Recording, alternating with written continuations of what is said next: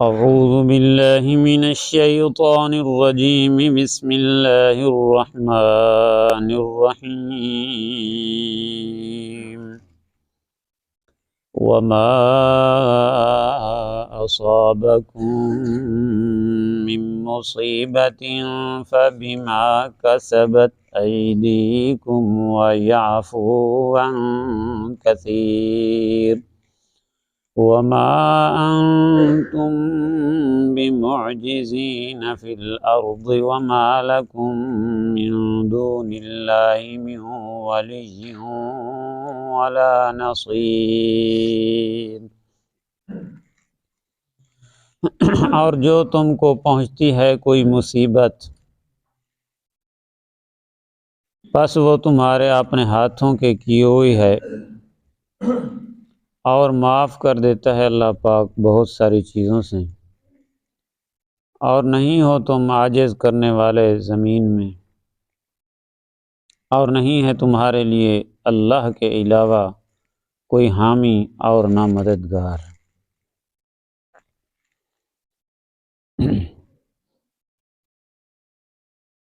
پچھلے سبق میں ہم نے پڑھا تھا کہ بارش برسانا اور اس کو پھر سارے علاقوں میں پھیلانا، کسی جگہ کم کسی جگہ زیادہ، یہ اللہ تعالیٰ کے اختیار میں ہے۔ اس سے پہلے سبق میں ہم نے پڑھا تھا کہ رزق اللہ تعالیٰ کے اختیار میں ہے، چاہے کسی کو زیادہ دے کسی کو تھوڑا دے،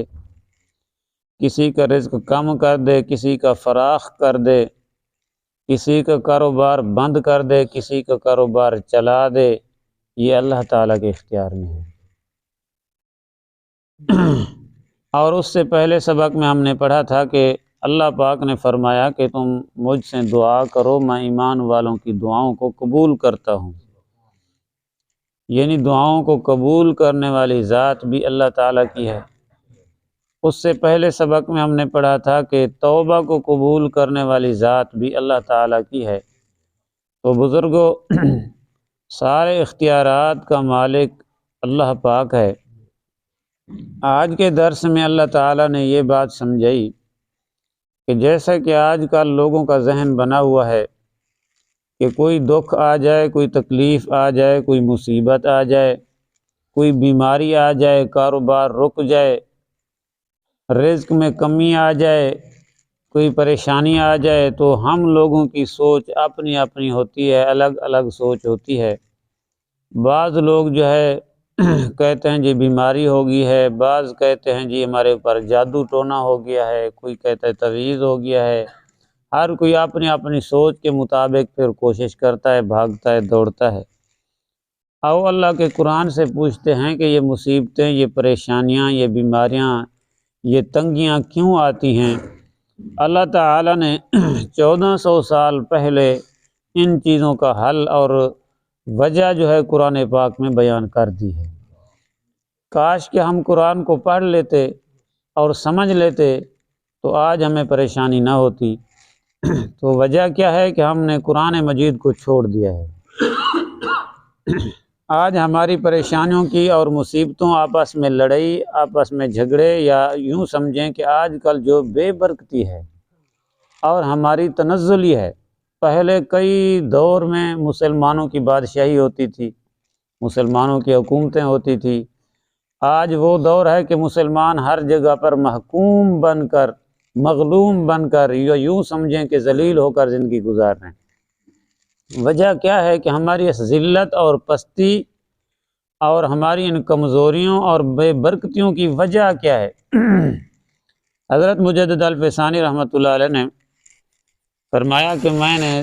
2 چیزیں نوٹ کی ہیں جن کی وجہ سے مسلمانوں کی پستی، ذلت اور بے برکتی آئی ہے مسلمانوں کے اوپر۔ ان میں سے پہلی چیز فرمایا کہ قرآن مجید کو انہوں نے چھوڑ دیا ہے۔ انہوں نے قرآن مجید کو چھوڑ دیا ہے، دنیا کی اور کتابوں کے پیچھے لگ پڑے ہیں، لیکن اتنا اہمیت قرآن کو نہیں دیتے جتنا اور کتابوں کو دیتے ہیں۔ بچہ سکول نہ جائے، یونیورسٹی نہ جائے تو اس کے لیے کوشش کرتے ہیں، بچوں کو تلاش کرتے ہیں کہ بچہ کیوں نہیں جا رہا، لڑتے ہیں اس کے ساتھ، اگر بچہ مسجد نہیں جاتا، قرآن پڑھنے کے لیے نہیں جاتا، تو اس کے لیے فکر نہیں کرتے، کہتے بیٹا آج نہ جاؤ، چلو ٹھنڈ ہے آپ سو جاؤ، کوئی بات نہیں، چھٹی کر لو آج بیٹا شادی ہے تمہاری، چھٹی کر لو، آج بیٹا فلانے کی شادی ہے تم چھٹی کر لو۔ سکول کے لیے ایسے نہیں کرتے۔ اگر بچہ کہیں کاروبار کرتا ہے، کہیں نوکری کرتا ہے، تو وہاں پر چھٹی نہیں کرنے دیتے، شادی آ جائے کوئی بھی آ جائے چھٹی نہیں۔ لیکن قرآن کا معاملہ ہو تو پہلے چھٹیاں شروع ہو جاتی ہیں۔ مطلب یہ ہے کہ ہم نے قرآن کو وہ اہمیت اور قدر نہیں دی جو دینی چاہیے تھی، جو قرآن کی اہمیت تھی ہم نے وہ نہیں دی اس کو۔ قرآن پاک میں اللہ پاک نے یہ بھی فرمایا ہے کہ قیامت کے دن کچھ لوگوں کے بارے میں نبی کریم صلی اللہ علیہ وسلم بھی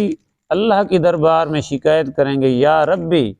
ان قوم اتخذوا ھذا القرآن مہجورا، یا رب یہ میری قوم ہے جنہوں نے قرآن کو چھوڑ دیا تھا۔ نبی علیہ الصلوۃ والسلام بھی شکایت کریں گے اللہ کی دربار میں کچھ لوگوں کے بارے میں۔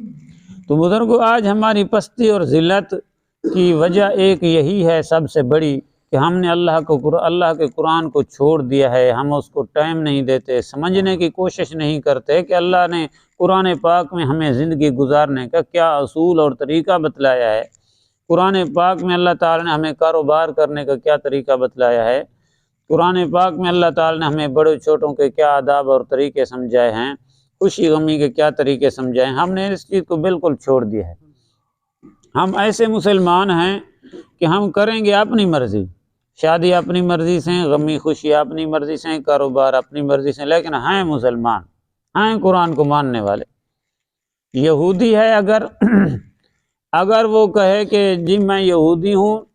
لیکن وہ عیسیٰ علیہ السلام کو نہ مانے یا محمد الرسول صلی اللہ علیہ وسلم کو نہ مانے تو وہ کافر ہو جاتا ہے۔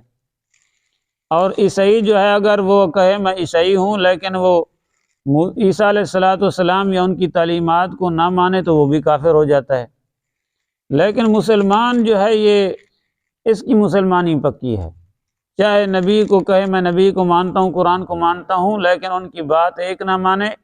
ہاں جی چلے یہودیوں کے طریقے کے اوپر، چلے انگریزوں کے طریقے کے اوپر، چلے عیسائیوں کے طریقے کے اوپر، ہندوؤں کے طریقے کے اوپر، لیکن اس کی مسلمانی جو ہے وہ پکی ہے، بالکل واٹر پروف ہے، اس میں فرق نہیں آتا ہے، یہ پکا مسلمان ہے جو کچھ بھی کرتا رہے۔ بزرگوں اس بات میں تھوڑا سا غور کریں کہ ہم کس طرح کے مسلمان ہیں، دعا فرمائیں اللہ ہمیں کامل اور پکا سچا مسلمان بنائے اللہ پاک۔ تو یہاں پر اللہ نے فرمایا قرآن پاک میں ہماری ان پستی اور پریشانیوں کی وجہ بتلائی ہے، فرمایا کہ وما اصابکم من مصیبت فبما کسبت ایدیکم ویعفو عن کثیر، جو تمہیں کوئی مصیبت پہنچتی ہے،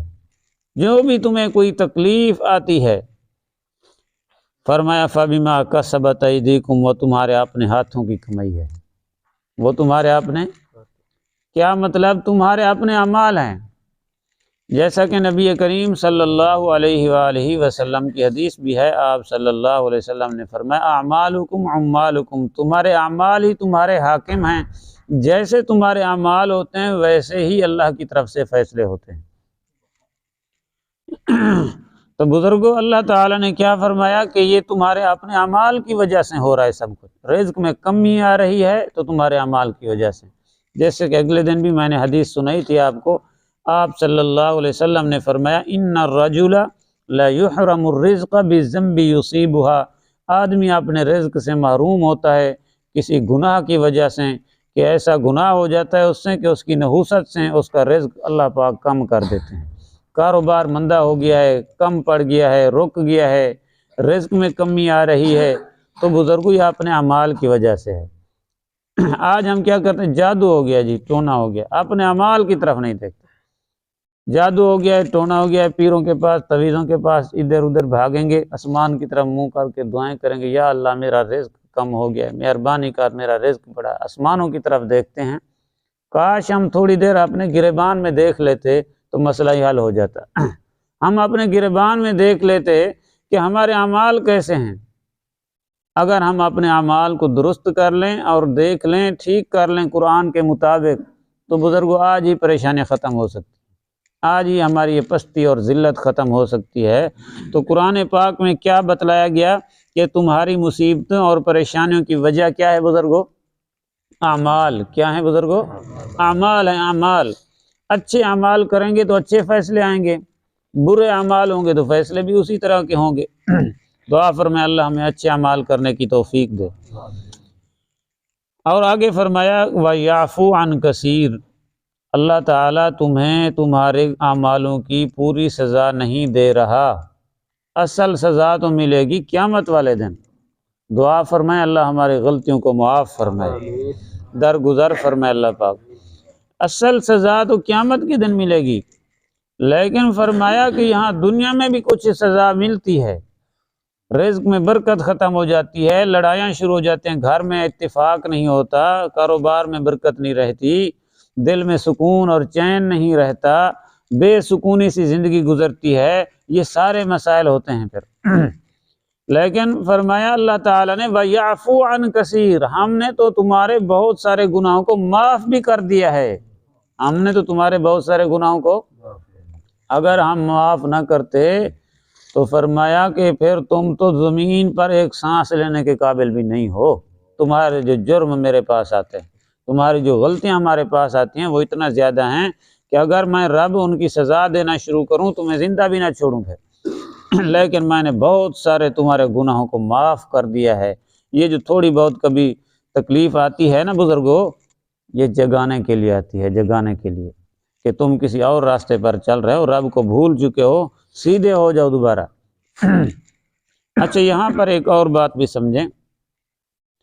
تکلیف آتی ہے آدمی کے اوپر، بیماری مصیبت پریشانیاں دو وجہ سے آتی ہیں۔ نمبر ایک، یا تو مصیبت آتی ہے انسان کے اوپر اس کے گناہوں کی سزا اس کو مل رہی ہوتی ہے، یا جو ہے پریشانی اور مصیبت تکلیف آتی ہے اس لیے کہ اللہ پاک اس کے درجات کو بلند کرنا چاہتے ہیں، اللہ پاک اس کے گناہوں کو معاف کرنا چاہتے ہیں، اس لیے مصیبت اور تکلیف آتی ہے۔ یعنی یوں سمجھیں دو لفظوں میں، یا مصیبت پریشانی آتی ہے اللہ کی طرف سے، ایسے سمجھو رحمت بن کر آتی ہے، یا جو ہے مصیبت آتی ہے اللہ کی طرف سے سزا بن کر آتی ہے۔ اب اس کی پہچان کیسے ہوگی، ہمیں کیسے پتہ چلے گا کہ یہ جو مصیبت پریشانی ہمارے اوپر آئی ہوئی ہے یہ سزا بن کر آئی ہے یا اللہ کی رحمت بن کر آئی ہے؟ فرمایا کہ اگر مصیبت پریشانی بیماری دکھ تنگی کے آنے کے بعد تمہاری توجہ اللہ کی طرف زیادہ ہو رہی ہے، نماز کی طرف، قرآن کی طرف، تلاوت کی طرف، مسجد کی طرف خیال زیادہ ہو رہا ہے، خدا زیادہ یاد آنا شروع ہو گیا ہے، تو فرمایا پھر سمجھ لو یہ پریشانی یہ مصیبت جو ہے تمہارے درجات بلند کرنے کے لیے آئی ہے، تمہارے گناہوں کو مٹانے کے لیے آئی ہے۔ اور اگر بیماری مصیبت پریشانی تنگی کے آنے کے بعد بھی خدا یاد نہیں آ رہا،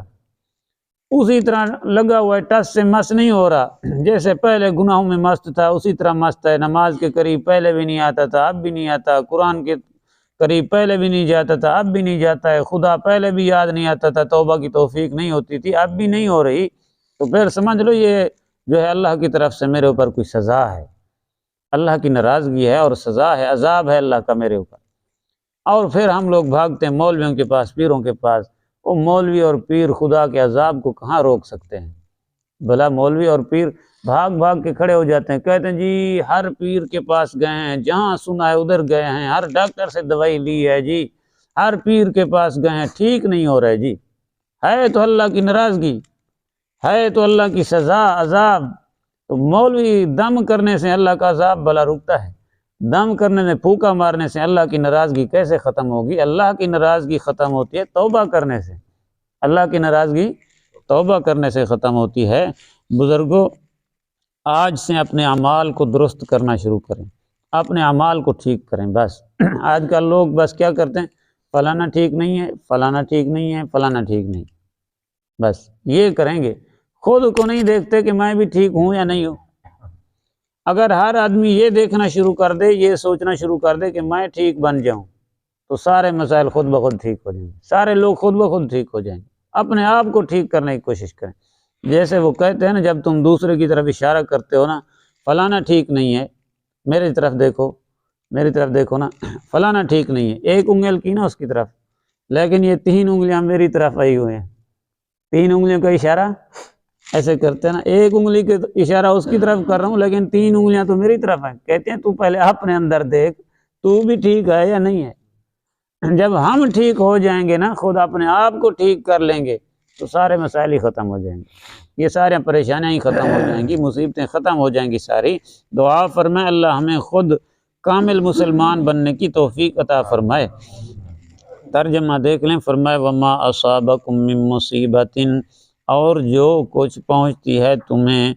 من مصیبت کوئی مصیبت، فرمایا فبما کسبت ایدیکم، پس وہ ہے جو کمایا تمہارے ہاتھوں نے، تمہارے اپنے ہاتھوں کی کمائی ہے ساری، تمہارے اعمال کی وجہ سے ہے۔ وَيَعْفُو عَن كَثِيرٍ، اور معاف کر دیتے ہیں اللہ پاک، درگزر کر دیتے ہیں اللہ پاک بہت سارے تمہارے گناہوں کو، سارے گناہوں کی سزا نہیں دے رہا ہے۔ وَمَا أَنْتُمْ بِمُعْجِزِينَ فِي الْأَرْضِ، اور فرمائے یہ بھی سن لو، تم یہ نہ سمجھو کہ ہم نافرمانیاں کر کے زمین میں کہیں چھپ جائیں گے یا بھاگ جائیں گے، ہاں جی اللہ کو ہرا دیں گے ہم لوگ، اللہ ہمیں تلاش نہیں کر سکے گا یا اللہ ہمیں پکڑ نہیں سکے گا۔ فرمایا تم اللہ کو ہرانے والے نہیں ہو، تم اللہ کو نہیں ہرا سکتے، عاجز نہیں کر سکتے زمین میں، تم اللہ سے بھاگ نہیں سکتے ہو، کہاں بھاگو گے؟ وَمَا لَكُم مِّن دُونِ اللَّهِ مِن وَلِيٍّ وَلَا نَصِيرٍ،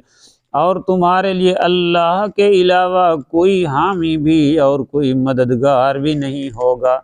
قیامت والے دن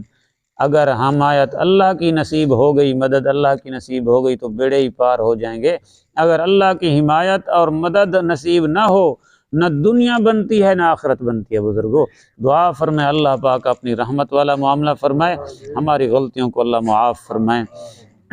بسم اللہ الرحمن